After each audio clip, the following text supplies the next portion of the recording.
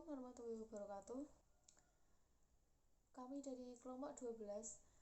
Nama saya Ila Salma Alfaza dengan NIM 1940210013 dan teman saya Rada Kumala Syifa dengan NIM 1940210008. Kami di sini akan menjelaskan tentang public relation dan media baru dengan materi penggunaan media baru dan juga publisitas digital. Yang pertama yaitu penggunaan media baru. Media baru sendiri merupakan perkembangan teknologi digital atau komunikasi untuk memperluas jangkauan informasi dan juga komunikasi. Media baru juga memiliki beberapa karakteristik, di antaranya interaktivitas, digital, hipertekstual, jaringan, virtual, dan juga simulasi. Media baru juga memiliki beberapa tujuan dan juga manfaat. Di antaranya yang pertama yaitu media membantu menyelesaikan pekerjaan dengan lebih cepat.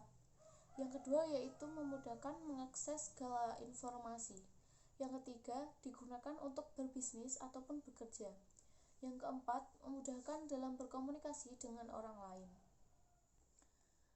Dalam penggunaan media baru, terdapat beberapa pandangan, di antaranya pandangan positif dan juga pandangan negatif.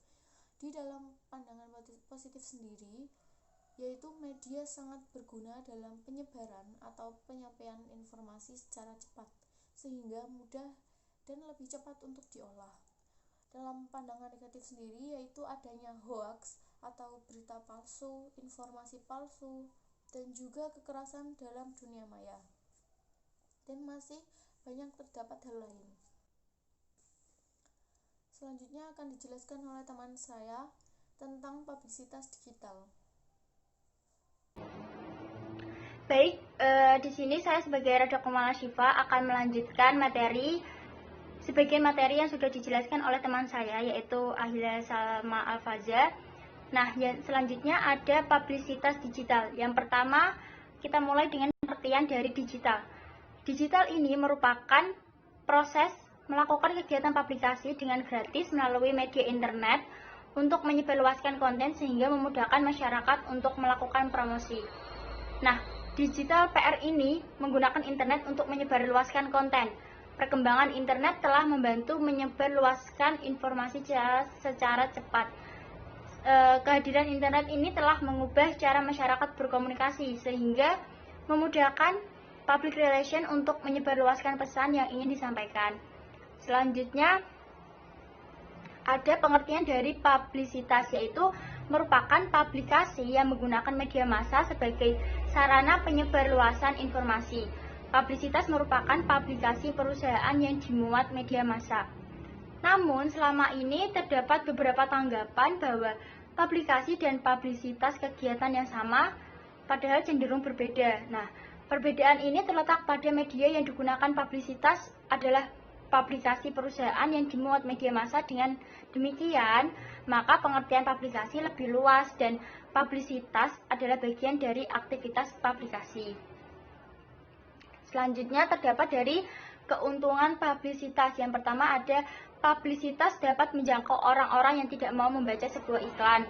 Kemudian publisitas juga jauh lebih murah karena dilakukan secara bebas tanpa dipungut biaya. Publisitas dapat ditempatkan pada halaman depan dari sebuah surat kabar atau pada posisi lain yang mencolok.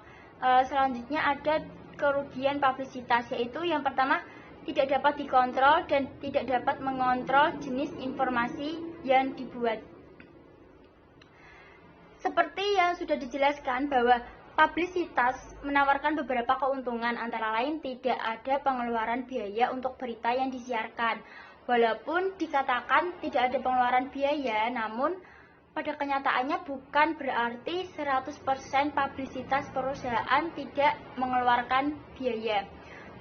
Kemudian maksud dari tidak dapat mengontrol jenis informasi yang dibuat, kerugian publisitas ini juga termasuk non-personal communication, yaitu bersifat satu arah.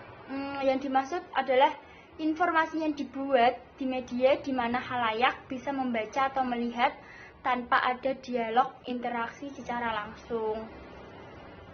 Selanjutnya ada dari bentuk-bentuk publisitas, yaitu pure publicity, yakni mempopulerkan diri melalui aktivitas masyarakat dengan setting sosial yang natural atau apa adanya.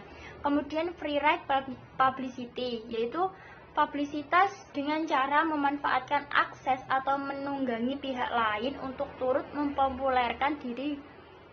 Publisitas dapat ditempatkan pada halaman depan dari sebuah surat kabar atau pada posisi lain yang mencolok. Kemudian tie-in publicity sebagai cara mempopulerkan diri lewat pembelian rubrik atau program di media massa. Selanjutnya ada tipe-tipe publisitas, yaitu free publicity, yaitu publisitas bebas yang dihasilkan dari kerjasama yang saling menguntungkan antara beberapa pihak berdasarkan prinsip take and give untuk menyelenggarakan publisitas bersama-sama. Kemudian low cost publicity, yaitu publisitas dengan biaya rendah. Dan yang terakhir ada high cost publicity, yaitu publisitas dengan biaya tinggi yang merupakan pihak penyelenggara mengeluarkan biaya yang sangat besar untuk membayar media.